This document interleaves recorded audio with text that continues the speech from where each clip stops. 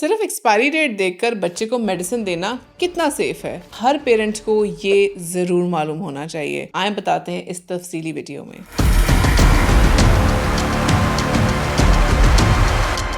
कभी अलमारी खोल के देखा है बच्चे की पुरानी मेडिसिन की बॉटल्स रखी होती हैं और एक्सपायरी डेट अभी बाकी होती है और हम सोचते हैं अभी मेडिसिन तो एक्सपायर हुई नहीं, इसे दोबारा दे देते हैं। लेकिन रुक जाइए, हर मेडिसिन की सेफ्टी और इफेक्टिवनेस सिर्फ एक्सपायरी डेट पर डिपेंड नहीं करती। और एक और बात जो बहुत पेरेंट्स नहीं जानते, एक्सपायरी डेट उस मेडिसिन के लिए होती है जब तक वो मैन्युफैक्चरर की हिदायत के मुताबिक सही तरह स्टोर की गई हो। कुछ मेडिसिन खुलने के बाद उनकी इन यूज मुद्दत अलग होती है, इसीलिए डॉक्टर्स और फार्मासिस्ट सिर्फ एक्सपायरी डेट नहीं देखते, वो ये भी पूछते हैं ये बोतल कब खुली थी। सबसे पहले बात करते हैं एंटीबायोटिक सिरप्स की, जो एक एंटीबायोटिक पाउडर की तरह मिलती है और हम घर में उसको पानी के साथ मिक्स करके अच्छी तरह शेक करके बनाते हैं। पानी मिलने के बाद उसकी स्टेबिलिटी और इफेक्टिवनेस वक्त के साथ आहिस्ता आहिस्ता कम होने लगती है। इसी वजह से बहुत सी एंटीबायोटिक सिरप सिर्फ 7 से 14 दिन तक ही इस्तेमाल की जाती हैं। मोस्टली 7th डे पे उसका कलर भी चेंज होना शुरू हो जाता है। हर एंटीबायोटिक की मुद्दत मुख्तलिफ हो सकती है, इसलिए हमेशा बॉटल या लीफलेट पर लिखी हुई हिदायत पर अमल जरूर करें। अब बात करते हैं आई ड्रॉप्स की। आंख हमारे जिस्म का बहुत नाजुक हिस्सा है। बॉटल खोलने के बाद कंटेमिनेशन का रिस्क भी बढ़ जाता है, जिसकी वजह से बैक्टीरिया अंदर जा सकते हैं और इन्फेक्शन का रिस्क बढ़ सकता है। इसीलिए आमतौर पर मल्टी डोज आई सिरप्स की बॉटल खुलने के 28 डेज यानी कि 4 हफ्ते बाद डिस्कार्ड करने की सलाह दी जाती है, चाहे बॉटल में मेडिसिन कितनी भी क्यों ना बची हो। अगर ईयर ड्रॉप्स यानी कानों में जो ड्रॉप्स डालते हैं उनकी मुद्दत की बात करें तो उनकी मुद्दत एक जैसी नहीं होती। कुछ ईयर ड्रॉप्स कभी 28 दिन तक यूज किए जा सकते हैं, लेकिन हर प्रोडक्ट की इंस्ट्रक्शंस मुख्तलिफ होती हैं, इसीलिए हमेशा मैन्युफैक्चरर की हिदायत को फॉलो करें। अब सवाल आता है फीवर सिरप जैसे कि पैरासिटामोल। अगर बॉटल ठीक तरह बंद रखी गई हो,